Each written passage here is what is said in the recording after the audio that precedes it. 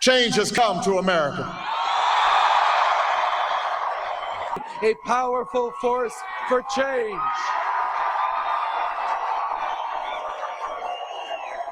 With this Trans-Pacific Partnership, we are writing the rules for the global economy. Is that this is not a free trade agreement in the sense that we are used to. And it is not even being negotiated between sovereign governments. It is actually being negotiated between large corporate entities in various sectors. And unlike past trade agreements, these standards are actually enforceable. But the Trans-Pacific Partnership is about more than just eliminating barriers to the movement of goods and services.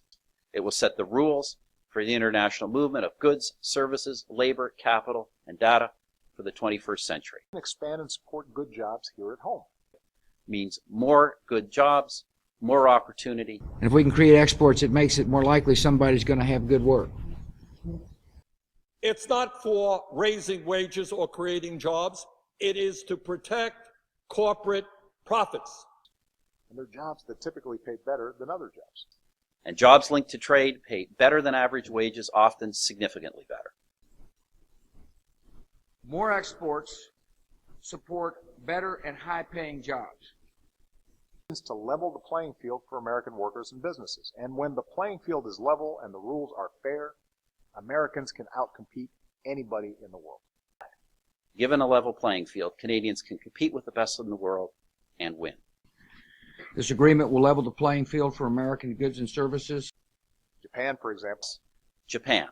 Some of the largest economies in the world coming together to sign a deal.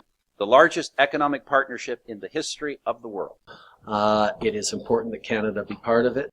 It's an important deal for jobs. For job creating. And for Canadian economic growth.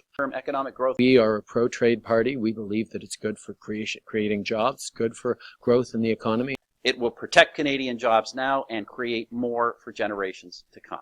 The Liberal Party is a pro-trade party. Mr. President, over and over again, supporters of these types of trade agreements have told us about how many jobs they would create, how beneficial they would be for the middle class and working class of this country.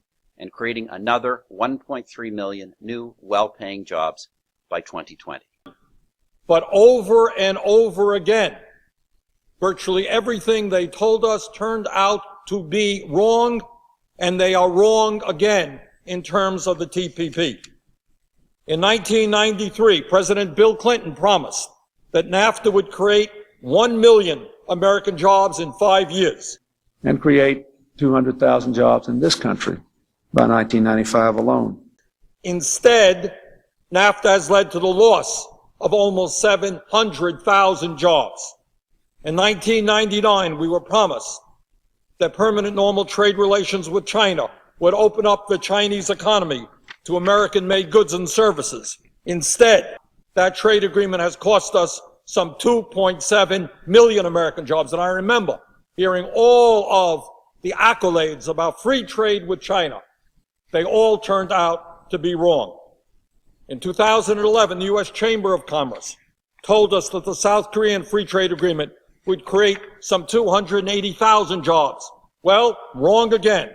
Instead, that agreement has led to the loss of some 75,000 jobs. These trade agreements have failed. TPP is based on the same principles.